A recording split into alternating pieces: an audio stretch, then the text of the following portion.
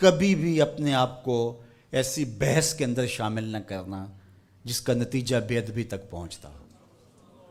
سارا دین حضور کی محبت کا نام ہے، سارا دین ادب کا نام ہے۔ اور اقبال علیہ رحمہ کا یہ شعر میں کئی مرتبہ آپ تک پہنچا چکا ہوں۔ دین سراپا سوختن اندر طلب، انتہائش عشق آغازش ادب۔ طلب محبوب میں تڑپنے کا نام دین ہے، ادب سے شروع ہوتا ہے عشق پہ ختم ہو جاتا ہے۔ جو دین ادب سے شروع نہیں ہوتا اور عشق پہ ختم نہیں ہوتا وہ دین دین ہی نہیں ہے، وہ دین مقصود شریعت نہیں ہے، وہ دین مقصود الہی نہیں ہے۔ ادب سے شروع ہوگا، صحابہ کا ادب، اہل بیت کا ادب، اولیاء امت کا ادب، مقدسات اسلام کا ادب، رسولوں کا ادب، پیغمبروں کا ادب، بلکہ جہاں حضور گزرے اس مٹی کا بھی ادب، جہاں مقدس ہستیاں گزری ان پہاڑوں کا بھی، ان پتھروں کا بھی ادب، جہاں ابراہیم کے قدم لگے اس مقام ابراہیم کا بھی ادب، جہاں سیدہ ہاجرہ کے قدم لگے صفا اور مروہ کا بھی ادب۔ دین تو ہے ہی ادب، سراپا ادب ہے دین۔ اللہ اکبر۔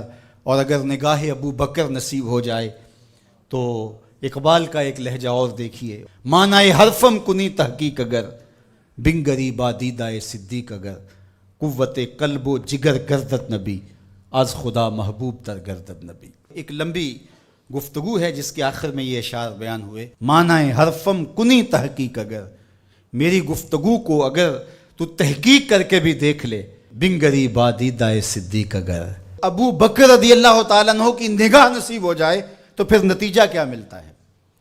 کہا کہ قوت قلب و جگر گردت نبی، از خدا محبوب تر گردت نبی۔ جگر کی قوت بھی نبی بن جاتے ہیں اور دل کی قوت بھی نبی علیہ السلام کی ذات بن جاتی ہے۔ حریم قدس میں بھی پہنچیں گے، بارگاہ ازدی کا قرب بھی نصیب ہوگا، وہاں بھی آپ کو نبی یاد آئیں گے اور حضور کو سلام کریں گے، حضور یہ در بھی آپ کی چوکھٹ سے ہی نصیب ہوا ہے۔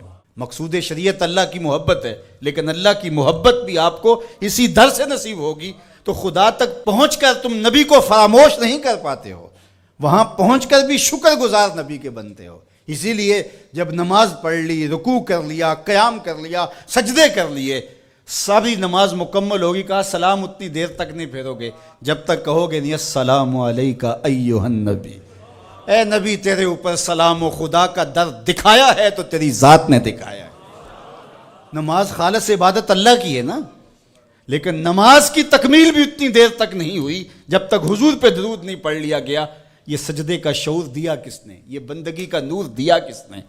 یہ تشہد، یہ سجدے، یہ قیام، یہ قومیں، یہ جلسے، یہ رکوع، یہ ثنا، یہ تحمید کس نے دی؟ یہ تکبیر و تحلیل کا نور کس نے بخشا؟